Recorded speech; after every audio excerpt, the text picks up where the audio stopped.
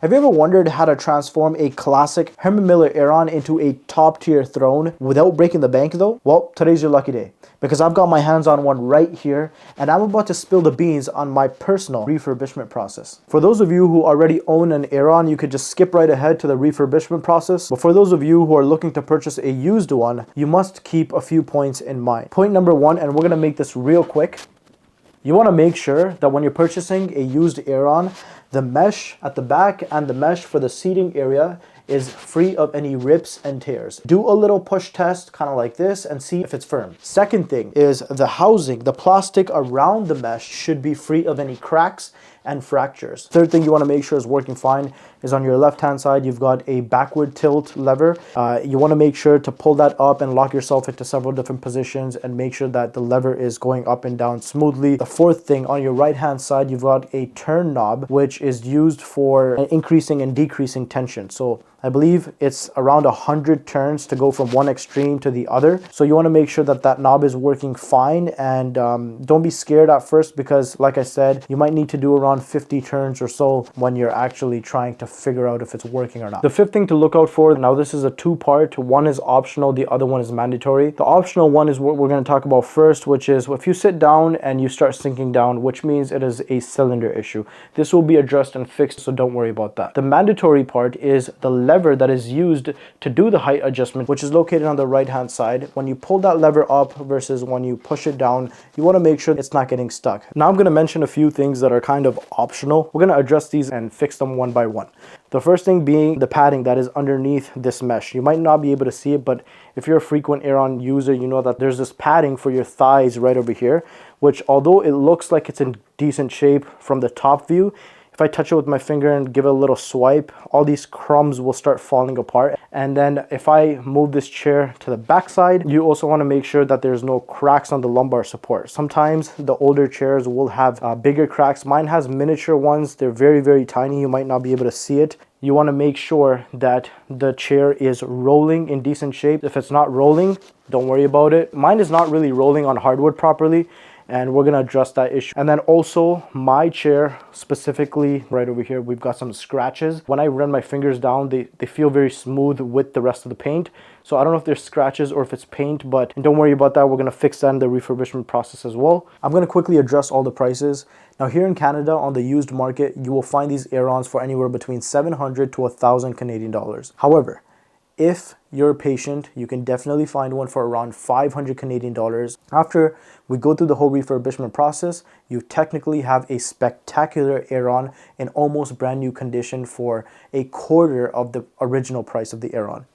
All right guys, so the first thing that we're going to do is we're going to take this entire back piece and this entire seating piece off of the body. For that, you're going to need a size 6 and a size 5. So these 4 bolts over here are going to be used with the size 5 Allen key. And then in order to take off the seat over here, you're going to use a size 6 for this bolt over here, this bolt over here, and you've also got a bolt at the bottom. And now you see this whole back, it pretty much comes off just like that. We do also have to take the mesh off of the actual frame of the back. Now you can't see it right now, but this is a very important step because there's going to be a bunch of gunk and dirt underneath this mesh. Now the next thing we want to do is take off the seat itself. Before that, we need size 6 of the Allen key. Don't be scared if this whole piece comes off. It's not just a bolt, it's also this little plastic piece with it.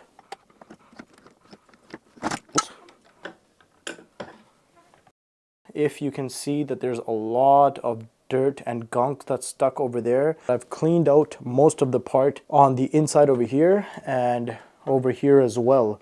All right guys, so the next step is to get your back and take a Phillips screwdriver and get those screws off. That is going to take the mesh apart from the frame housing. So all you want to do is flip this around and kind of like push it on each side, even at the bottom over here. Do is just push it out. All right guys, so I've taken off all the screws. Now just literally push this off.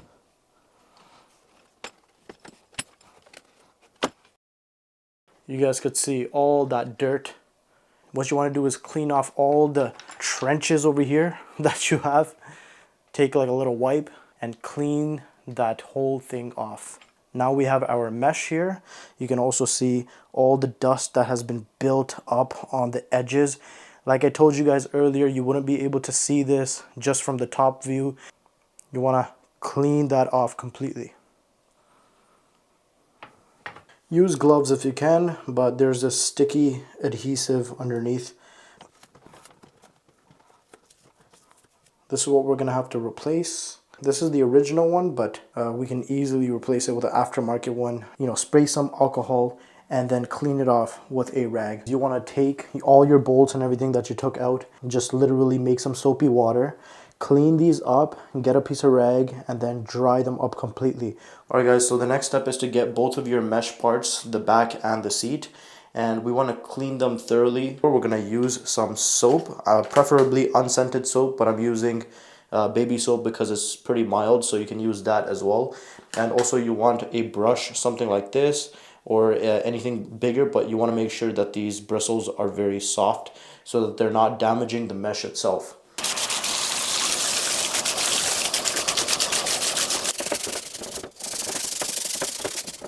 Try and get into all the edges all around. So just like that guys, you want to clean off the front and the back, and after you're done scraping all the dirt out, just rinse it off again several times to make sure that there's no soap left into the seats. Do the same thing with the second mesh piece, and then once you're done that, then you want to put these either on a drying rack or just lean them against a wall or something to dry them overnight. So there you have it everyone. Look how clean and completely debris free these mesh parts look inside out. You can see all the edges. Once you've made sure that these have completely dried, we can put them back into their appropriate housing frames.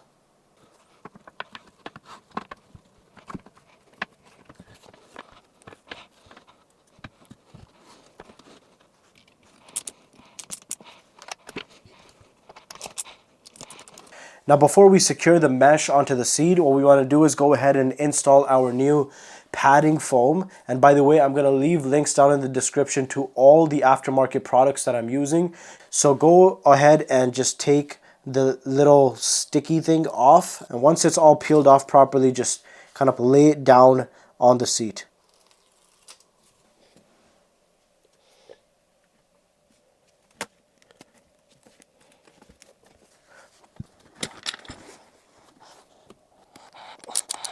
Okay guys, so keep in mind that this does take a while, so just be patient with it. I'm having difficulty with these two just because, and I want to explain this real quickly, is because when you put your padding in and this mesh that you've just washed, let's say if you have one side already screwed down, in order for you to extend this mesh and actually put it into the trench on the other side, it is quite difficult and it's very, very challenging. So, you know, I'm just saying take your time with it, be patient, and I'm sure you'll definitely get it in. But also, you want to make sure that the holes that you took out all these screws from the plastic of the mesh, you want to make sure that the screws that you're putting in is going into that same hole, because it is just plastic over there. There's no metal. So sometimes if you're not putting it correctly into the right groove, then it might just make an extra hole in the place that it is drilling into, and that's not good because it's not pre-drilled and it's not going to be secure for too long. So this is how the product looks like with the foam pad installed at the bottom here. So the next step, and this is probably one of the more fun steps because this step really makes your Aeron pop out and make it look very brand new. So if you got any scratches, or even if you don't have scratches but you want to do a repaint, then I highly suggest you get some P120 grit paper, and you want to run it all along the body where the armrests are, the back, the legs, the Rust-Oleum flat soft iron. If you guys want to pick this up from Home Depot, this is the closest paint to the classic Herman Miller Aeron. When you apply this thing, it's going to look like as if it just came out of the factory, but with a slight shine on it. What you want to do is, of course, wrap up your armrests on all the places that you don't want the paint to touch. You can just cover those up with masking tape. Okay, so when you're doing the first coat, you want to make sure you're not overdoing it. Just go through it around the same distance to every object.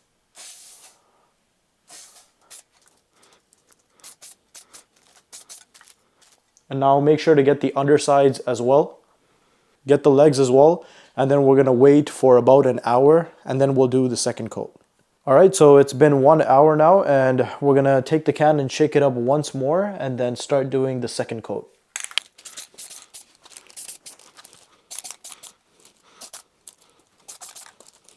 And there it is, guys. This is how the final product looks like after the last coat of paint. And I think it looks pretty darn good. It's very shiny on the legs especially, and the back over here. It looks really nice. So anyways, I recommend you guys go about 4 to even maybe 5 coats, just because of the trial and error of the grid paper that we used. It was a little bit rougher than I expected, and so it made a lot of scratches on the surfaces. And in order for us to fill those deep scratches, we want to make sure we do around 4 to 5 coats, and especially make the last few coats a bit thicker than the first few. But if you do want to try a lower grid paper, maybe something that is not as rough, maybe something that is a lot smoother, and then just do around 3 to 4 coats, that also works. Now we're gonna move on to a very tough step, and I feel like this is the toughest step of the entire procedure. And if you can get through this, then you can get through everything else with ease. And for this, you're gonna need a heavy duty tool, which is a pipe wrench. Now, if you do not have a pipe wrench, I suggest you borrow one from a neighbor or someone, unless if you have some sort of Neanderthal strength, you're not gonna be able to get this cylinder out. So in order to get the cylinder out in one smooth swift, I recommend a 24-inch pipe wrench. The one I particularly have is only a 14-inch, and it took me several hard tries and multiple days. So I've already loosened it up, but I'll show you guys how to do it. But definitely make sure that you have the correct tools for it, preferably a 24-inch pipe wrench. Take your chair and just lay it flat on the ground, but make sure that your new paint job is not getting damaged, or before you actually do it, kind of wait 24 hours until the paint is cured. You can do it 2 ways. You either want to put this chair upside down like this, or you want to lay it down flat, kind of like this. Now, of course, if you're trying to take off your cylinder, laying it flat like this might help you a little bit more, just because you'll have more leverage and weight and everything in order for you to twist the cylinder. Take some WD-40 and put it all around this ring over here. And while you're at it, put it around the top ring as well. So the first thing, what you want to do is you want to turn this counterclockwise. So if I'm looking from the top view, I want to go this way, and that's why I'm going to put this in. What you want to do is push it that way. When you're trying to do this for the first time, it's going to be in there, like I said, very tight, which is why you need to have a 24-inch pipe wrench to kind of make it a little bit easier on you. But then it's fine if you have a 17-inch or a 14-inch. The WD-40 will kind of soak in there and get this out for you anyways. But once you get a smooth swift of, like, let's say about a quarter turn, like about this much, then you know that the cylinder has finally come, at least like for the most part, it's come off. Then all you have to do is just give it a few more turns and then push this up. Take it off just like that. Now once you have this off, what you want to do is take the cylinder over here, you want to take it out of these legs. Take a hammer, and don't be afraid, but you want to whack this as hard as you can. So this is our new cylinder that we're going to be putting on, and I tried my best to find a good rated class 4 piston for nice cylinder, so that this could be useful to us for a long time, for many more years to come. All right, so we want to take our black cap off of the cylinder, and you look down there, you're going to be able to see the little set screw over there that we might need to adjust, and I'll show you guys how to do that when we put the new cylinder on. So you want to take your cylinder and you kind of want to like just put it in. You want to take your legs and you want to put them right on top, just like that. And while we're at it, since we took off the castors, what we want to do is put some new castors on. The new castors that we got from Amazon are going to be rubber ones. So these are going to be great for your hardwood floors, and they're just going to be quiet overall. They're not going to scratch your floors, and also smoother. But if you still do prefer the old plastic castors that these chairs used to have before. Amazon still sells those for around $15. Maybe you might even find a good deal for around 12 bucks for a set of 5. But if you get these just slightly more expensive, you get a lot more quality out of them. These are probably maybe 20, 25 bucks. And it's super easy to install these guys. We can just take them all off, and you see this, just kind of push it in. That's it.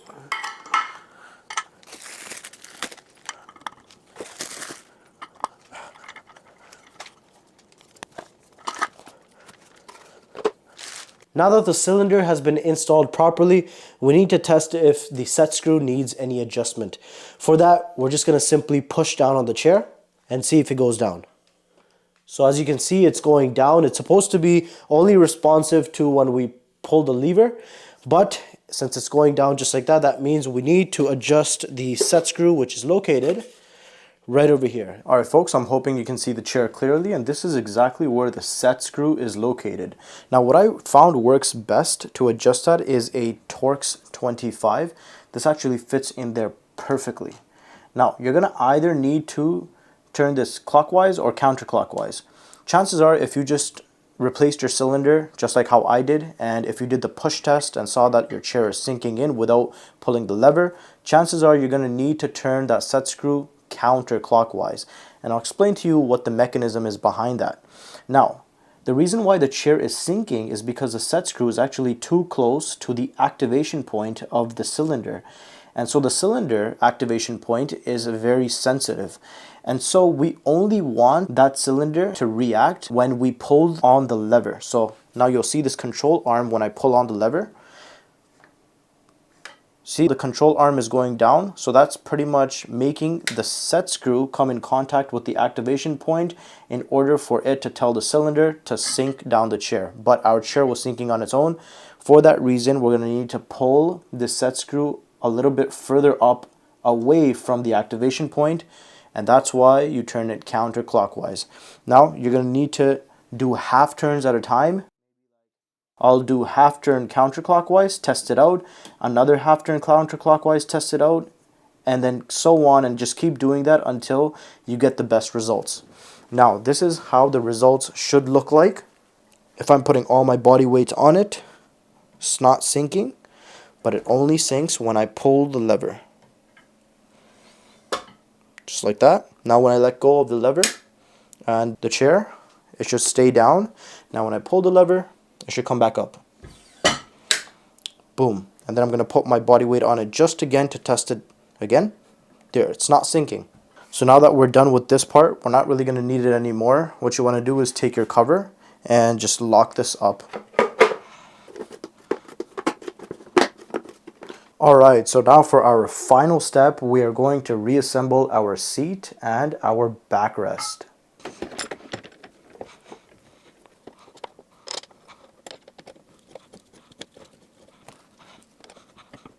Now, it could be a little challenging putting these screws back on with its casing, but what you want to do is pretty much put it all the way in with its casing and then align it up with the seat's metal groove that you want to screw it into, and then pretty much try your best to keep it straight while you're screwing it in, and then do the same thing on the other side, and then you'll start to notice that if you get everything in perfectly, the seat starts to come in closer as you tighten this bolt up. And now let's take the backrest and your last 4 bolts, and then you just want to tighten this in place.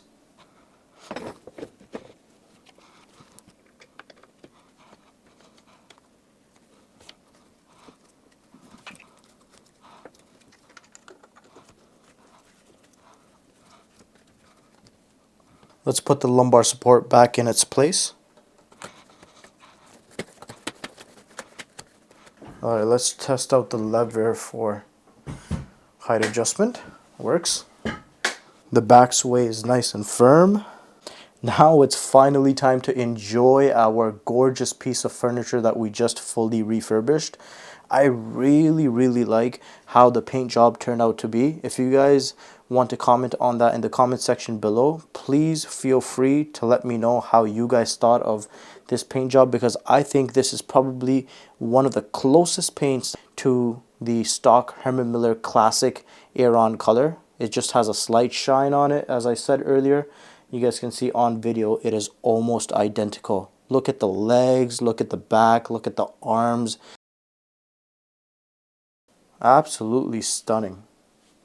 Ladies and gentlemen, I am sad to see you go, but our journey together finally comes to an end. So if you guys enjoyed this video as much as I did making it, then please hit that like button. And honestly, if you went through the entire step-by-step procedure, then tap yourself on the back, because that sense of accomplishment is unreal.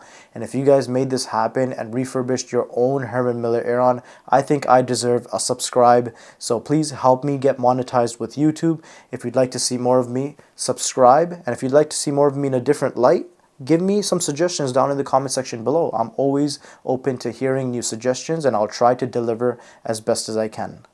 Until next time, bye-bye.